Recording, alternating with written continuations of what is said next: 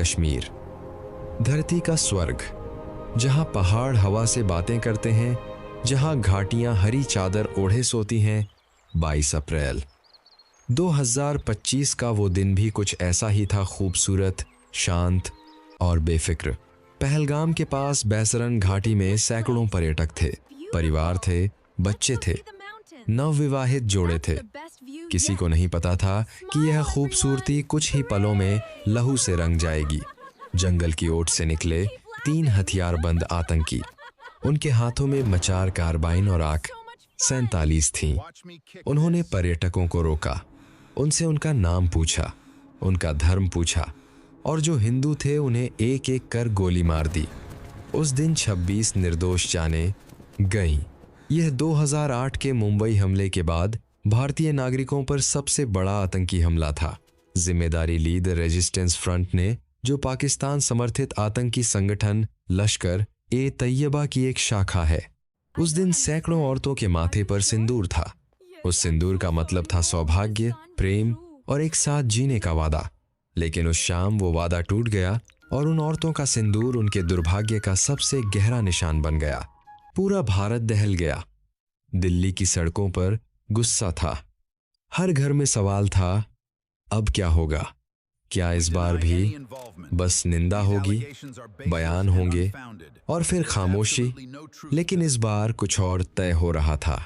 भारत सरकार ने अपना जवाब 2 स्तरों पर तैयार किया, एक कूटनीतिक, एक सैन्य। कूटनीतिक मोर्चे पर 1960 की सिंधु जल संधि को तत्काल प्रभाव से निलंबित कर दिया गया। अटारी वाघा सीमा बंद कर दी गई। पाकिस्तानी राजनयिकों को निष्कासित किया गया। पाकिस्तान के लिए भारतीय हवाई क्षेत्र बंद, व्यापार बंद, एक के बाद एक हर दरवाजा बंद होता गया। पाकिस्तान की पहले से डगमगाती अर्थव्यवस्था पर यह गहरी चोट थी। लेकिन भारत यहीं नहीं रुका। पर्दे के पीछे भारत की तीनों सेनाएं एकजुट हो रही थीं। थल सेना, वायुसेना और नौसेना एक संयुक्त कमांड के तहत काम कर रही थीं। खुफिया एजेंसियां पाकिस्तान और पाकिस्तान अधिकृत कश्मीर में आतंकी ठिकानों की पहचान कर रही थीं। नक्शे बन रहे थे, रणनीति बन रही थी और एक नाम तय हो रहा था उस मिशन का जो इतिहास में दर्ज होने वाला था। 6 मई की रात 7 मई की सुबह के बीच रात के 1:05 पर भारत ने ऑपरेशन सिंदूर लॉन्च किया। राफेल लड़ाकू विमान अंधेरे में रनवे छोड़ते हैं। स्कैल्प क्रूज मिसाइलें हवा चीरती हुई सीमा पार करती हैं। 9 ठिकाने पाकिस्तान और पाकिस्तान अधिकृत कश्मीर में। मुरीद के लश्कर ए तैयबा का मुख्यालय, बहावलपुर, जैश ए मोहम्मद का गढ़ जहां मसूद अजहर की जमात पलती थी, मुजफ्फराबाद। कोटली एक के बाद एक मिसाइलें अपने अपने निशाने पर पहुंचती हैं और सिर्फ 23 मिनट में 9 आतंकी ठिकाने जमींदोज, 100 से ज्यादा आतंकी मारे गए। जैश प्रमुख मसूद अजहर ने खुद माना कि उसके परिवार के 10 सदस्य और 4 करीबी सहयोगी इन हमलों में मारे गए। भारत ने दुनिया को साफ बताया, हमने किसी पाकिस्तानी सेना को निशाना नहीं बनाया, किसी आम नागरिक को नहीं, सिर्फ उन्हें जिन्होंने पहलगाम में बेगुनाहों का खून बहाया। लेकिन पाकिस्तान चुप नहीं बैठा। 7 मई को पाकिस्तान की सेना ने पूंछ पर भारी गोलाबारी शुरू की। 1971 के बाद सबसे भीषण हमला। फिर आए ड्रोन सैकड़ों की संख्या में उत्तर से पश्चिम तक भारत की सरहद पर। श्रीनगर, जम्मू, पठानकोट निशाने थे। पाकिस्तान ने नागरिक उड़ानों की आड़ में 300 से 400 ड्रोन भारत में घुसाने की कोशिश की, लेकिन भारत तैयार था। S-400 भारत की आसमानी ढाल सक्रिय हो गई। आकाश मिसाइल प्रणाली ने एक एक दुश्मन ड्रोन को आसमान में ही तबाह किया।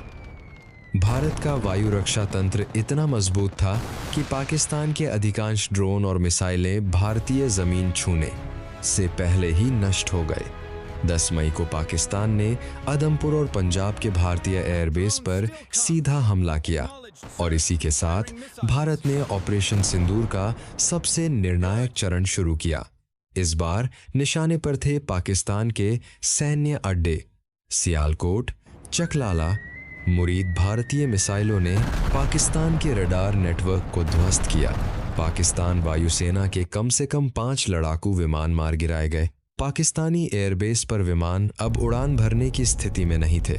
उनकी लड़ने की क्षमता टूट चुकी थी। 10 मई शाम 5 बजे पाकिस्तान के डीजीएमओ ने भारत के डीजीएमओ को फोन किया। युद्ध विराम पर सहमति बनी।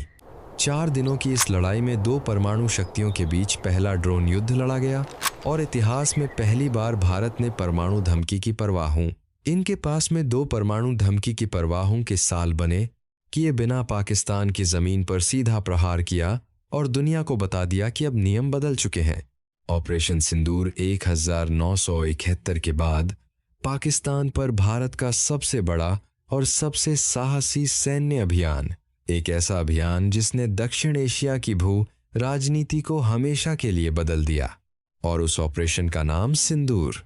उन औरतों की याद में जिनके माथे का सिंदूर 22 अप्रैल को मिटा दिया गया था, उन 26 जिंदगियों की याद में जो पहाड़ों की गोद में एक खूबसूरत दोपहर में बिना किसी कसूर के छीन ली गई थीं।